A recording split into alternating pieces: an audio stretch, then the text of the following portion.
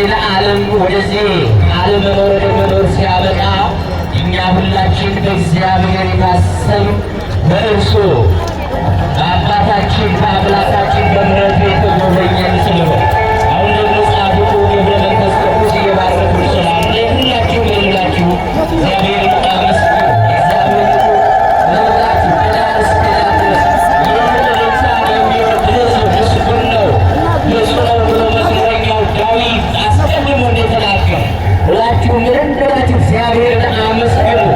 ክብርና ምስጋና ለአምላካችን ለእግዚአብሔር ይሁን።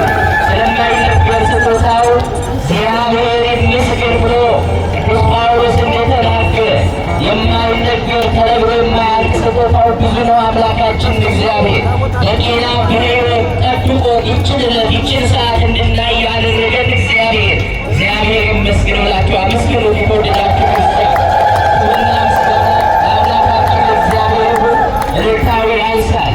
በደንብ እግዚአብሔር አመስግኑ። እግዚአብሔር አምላካችን በቸርነቱ ባበዛልን የኖሩ ጸጋ ዛሬ ጻድቁ የአቡነ ገብረ መንፈስ ቅዱስ የልደት በዓላቸው መታሰቢያ እየተከበረ ነው። ከፊታችን ደግሞ የጥምቀት በዓል አለ። እግዚአብሔር ሁሉ ስላደረገልን ክብርና ምስጋና ይግባው። አመስግኑት እግዚአብሔር። ሁላችሁም የተወደዳችሁ ክርስቲያኖች የጥምቀት በዓል ሁላችሁም በተለያየ ጊዜ በተለያየ ሁኔታ እንደተነገራችሁ ዘንድሮ ከሰባቱ ገዳማትና አድባራት ውስጥ ተረኛው የሣሪስ ምዕራፈ ቅዱሳን አቡነ ገብረ መንፈስ ቅዱስ ስለሆነ የጥምቀትን በዓል እንግዲህ አንዳንድ ያልተሟሉ ነገሮች እንዲሟሉ በተነገረው መሰረት እዛ ማስታወቂያዎች ያሉ ጥቂት ቀኖች ናቸው የቀሩት። ሁላችሁም በገንዘብም በተለያየ ነገር ድጋፋችሁን እንድታደርጉ ቤተ ክርስቲያናችን ታሳስባለን። ሁላችሁ እግዚአብሔር አመስግኑ።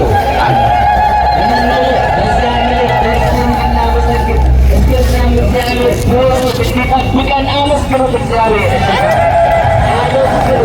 ይህ ለእኛ ለኢትዮጵያውያን የተሰጠ ልዩ የእግዚአብሔር ምሕረት ቸርነት ስለሆነ ዝጎበኝን አመስግኑት እግዚአብሔር።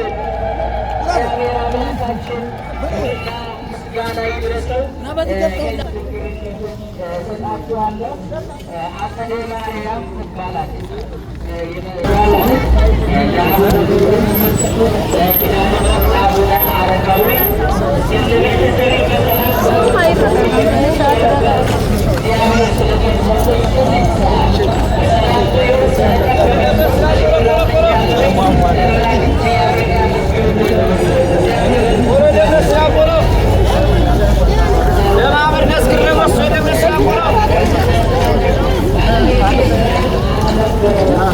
كان تاخذ كده تاخذ هذا ده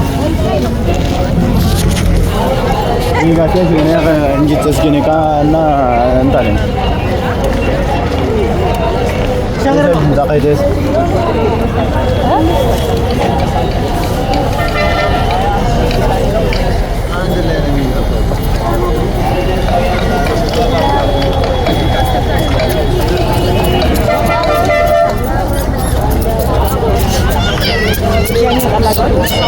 مكينا زوصة